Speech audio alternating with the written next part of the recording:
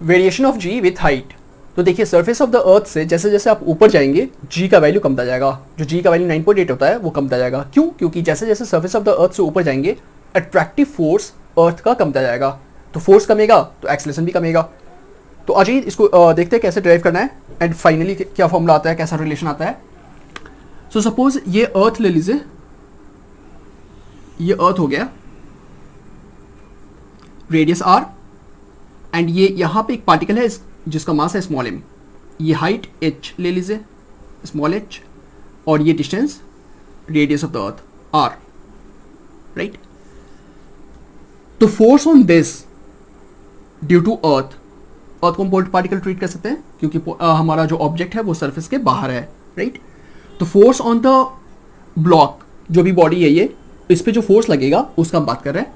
Force equal to G M M by R plus H का square, right.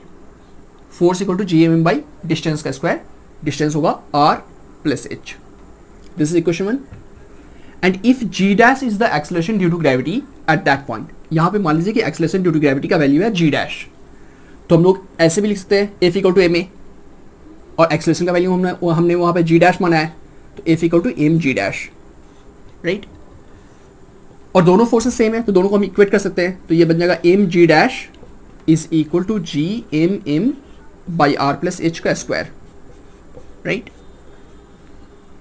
Mass गया, small M गया, तो यहां से हमें मिल रहा है G dash is equal to G M by R plus H का square, right. And on the surface of the earth G का वैल्यू होता है G M by R square, right.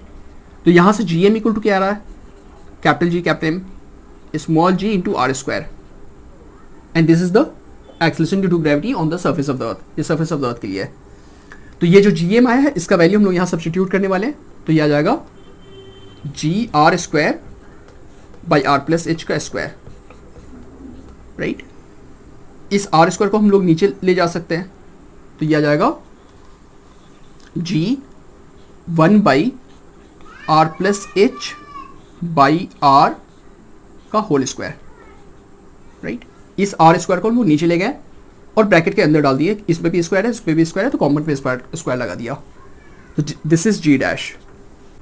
तो इसको हम लोग ऐसे भी लिख सकते हैं, G dash is equal to G into 1 by R by R 1 हो गया, तो 1 प्लस एच बाई आर का पूरा का square. So this is the formula, ये हमारा फॉर्मूला आ गया, relation between G dash and G. और आप यहां से भी देख सकते हैं कि जैसे जैसे एच बढ़ेगा, अगर आप ऊपर जाते हैं यहां से, तो जैसे जैसे एच बढ़ेगा ये पूरा ब्रैकेट का वैल्यू बढ़ेगा, और क्योंकि ये डिनोमिनेटर में है तो ये बढ़ेगा, तो आंसर कमेगा। तो जैसे जैसे हाइट बढ़ेगा जी डैश का वैल्यू कमेगा, वो हमें यहां से दिख रहा है, राइट। और ये हमारा जनरल फॉर्मूला है, ये हमेशा एप्लीकेबल होगा। इसको फर्दर हम लोग और कैसे डिफरेंट फॉर्म में लिख सकते हैं वो देख लीजिए।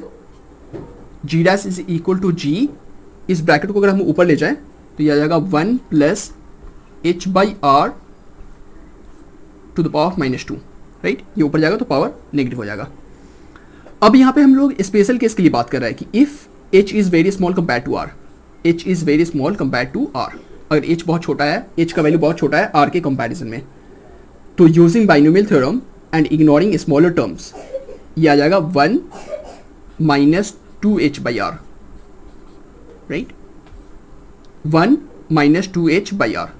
सो this is the formula, but ध्यान रखिएगा कि ये सिर्फ स्पेशल केस में यूज होगा जब h का वैल्यू बहुत छोटा है, देन ओनली ये एप्लीकेबल होगा, जबकि ये हमेशा एप्लीकेबल है। h का वैल्यू छोटा है या बहुत बड़ा है उससे फर्क नहीं पड़ता है, ये हमेशा एप्लीकेबल है, but this is applicable only for small value of h, r के कंपैरिजन में।